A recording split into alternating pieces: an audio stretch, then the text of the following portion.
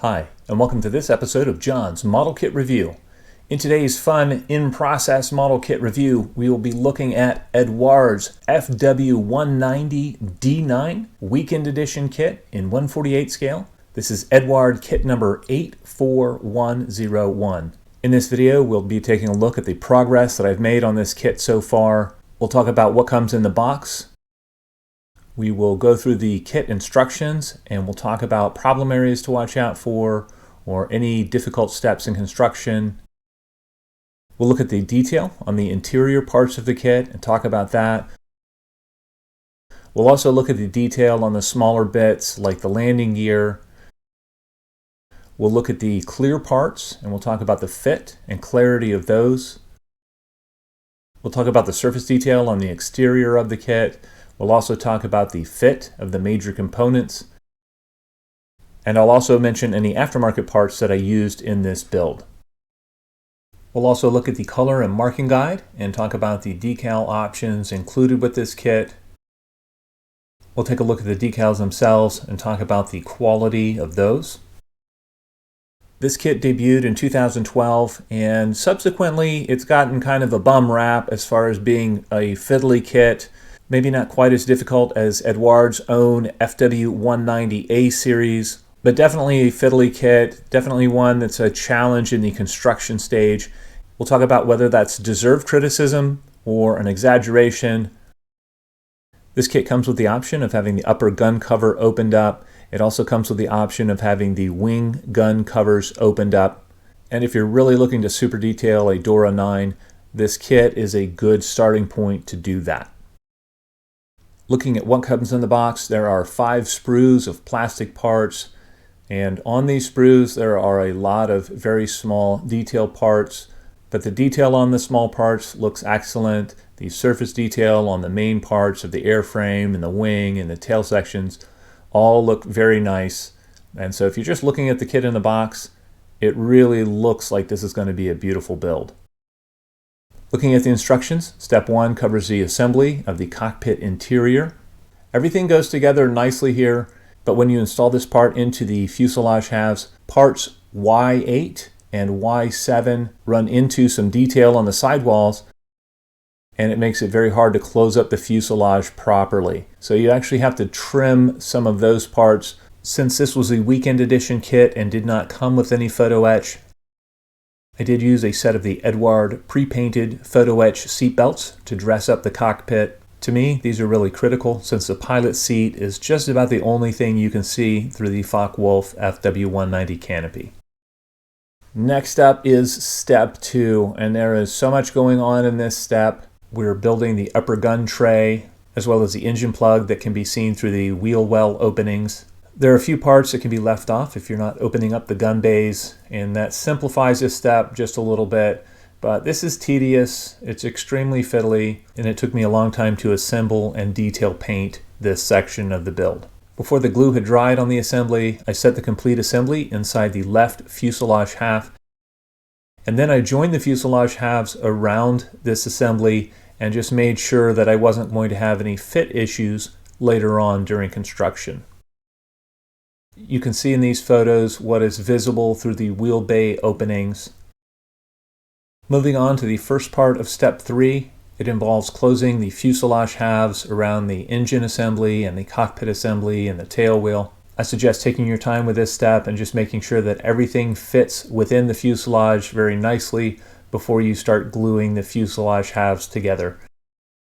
Next, we're adding the wing spar to the lower wing, and then we're adding ribs to that and the cannon barrels to the lower wing. To me, this step took quite a while. It's very parts heavy. You have to clean up each of the small parts that are involved in this assembly, and it just feels very, very tedious working through this. When I added the cannon barrels themselves, parts Y18, I cut off the parts that extend out through the wing. I did that so I wouldn't break off the cannon barrels during construction and sanding, and I will reattach those in final assembly. The next step covers the gun bay detail on the upper wings. Since I wanted to build these covers in a closed position, I glued the wings to the respective fuselage halves first. Then I fit the gun covers into the openings very carefully, and it was nice to be able to work this from both the inside and the outside. but I was able to get a very good fit on the gun covers in the end. Next, we're just attaching the upper and lower wings and assembling the cockpit combing and the upper instrument panel. This is another fiddly area as there's no positive attachment point for the cockpit combing. I had to carefully set it in place and then simply glue the front edge where it meets the firewall. Next, we're attaching the wing assembly to the fuselage assembly. As I said earlier, I already had the upper wings attached, and so it was simply a matter of adding the lower wing, and this was so problematic for me. I had all sorts of interference with the wing spar. Once I had trimmed that and was able to fit the lower wing into place, I had to glue it in sections in order to get it to fit properly and to line up things from side to side and from front to back. In the end, I had a gap at the front of the wing and at the back of the wing that are going to need to be filled. The fit here is just not great, and this was such a fiddly part of construction.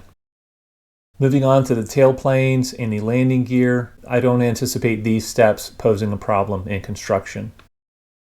Next, we're attaching the landing gear to the airframe. Again, I don't think this is going to pose any problems. In the next step, we're attaching some of the final bits. Everything in this step goes pretty well, and I didn't have issues here. Next step is some of the underside ordnance and the final bits. I don't anticipate issues with this step. Moving on, we're building the pilot's headrest armor and installing that in the cockpit canopy, as well as building the front gun cover. And then we're attaching the gun cover and canopy to the finished kit. I was able to get a good fit on the gun cover, and the clear parts look great. They're clear, and the fit on those seems to be superb. The final step in construction is adding the gun covers if we are posing those in the open position. Looking at the color and marking guides, there is one marking option included in this kit. The decals themselves look to be of good quality. They're in register, and unlike a lot of the weekend edition kits, this one actually came with stencils. I'm not sure if that's always the case, but I like the fact that they came with this particular kit. There's also a color 3 view of this aircraft on the box top to aid in painting. In conclusion, all right, guys, on this one, this is an incredibly fiddly build. It's really difficult in almost every step of construction. There are little challenges along the way that just make this such a painful build. I'm glad that I have the airframe pretty much completed. I still have to fill in the gaps at the front edge of the wing and the rear edge of the wing where they meet the fuselage. But other than that, I don't anticipate using any putty. I'm not sure if the entire airframe is 100% straight, meaning the tail lining up with the wings and with the rest of the fuselage.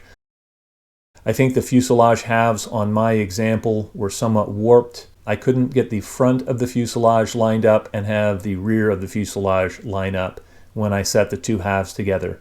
I don't know if other people have had this issue. In the end, I think this is going to look beautiful. The surface detail on the exterior of the kit looks great. The decals look great. The wheel and engine bay detail look great. The interior detail is certainly sufficient for what will be seen. And in the end, I think this will be a good looking model. I can recommend this kit to advanced modelers who want the most detailed FW190D-9 on the shelf. But for most other people, I would recommend the Hobby Boss FW190D-9, simply due to the fact that it's going to look almost as good when finished, and in addition, it's going to be a pain-free build instead of a really painful build like this one was. Well, I'd love to know what you guys think. If any of you have built Eduard's FW190D-9, either the weekend edition or the ProfiPack kit, please feel free to comment in the comment section below. As always, I hope you found this video entertaining and informative, and until next time, model on.